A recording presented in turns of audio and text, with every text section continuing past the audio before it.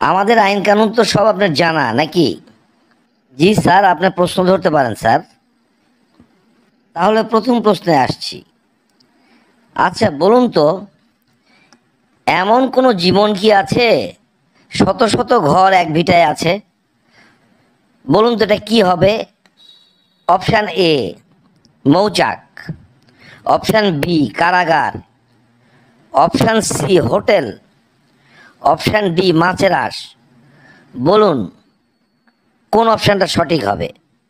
এমন কোনো জীবন কি আছে শত শত ঘর এক ভিটায় আছে? অপশান এ মৌচাক, অপশান বি কারাগার, option C hotel, option D মাছের আঁশ। মাছের আঁশ হবে না। হোটেল, এটা তো প্রশ্নই আসে না। কারাগার, শত শত জীবন আছে কিন্তু এটা তো বাড়ি না। অপশান ডি মৌচাক। হ্যাঁ, এটা মৌচাকই হবে স্যার। এটা অপশান এ হবে স্যার, মৌচাক স্যার। আপনার উত্তরটা একেবারেই সঠিক। আপনি সঠিক উত্তরে দিয়েছেন। তাহলে দ্বিতীয় প্রশ্নে আসছি।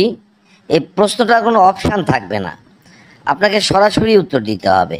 ভালো করে মনোযোগ দিয়ে শুনুন।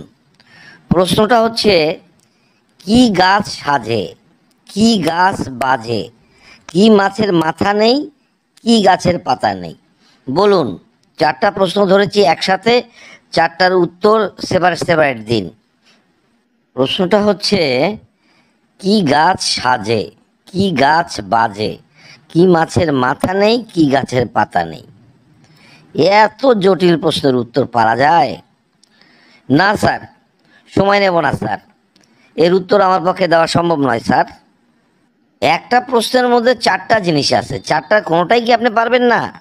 না স্যার, এ ধরনের প্রশ্নের উত্তর দেওয়া আমার পক্ষে সম্ভব নয় স্যার। বন্ধুরা আসুন তো কমেন্ট বক্সে, যে যে পারবেন সিঙ্গেল সিঙ্গেল হলেও উত্তর দেওয়ার চেষ্টা করুন। আর এই পোস্টটা শেয়ার করে আর সবাইকে উত্তরগুলো দেওয়ার সুযোগ করে দিন। প্রশ্নটা হচ্ছে, কি গাছ সাজে, কি গাছ বাজে, কি মাছের মাথা নেই, কি গাছের পাতা নেই? বলুন কি হবে এটা? এখনই কমেন্ট বক্সে আসুন, উত্তর লেখা শুরু করুন। ধন্যবাদ।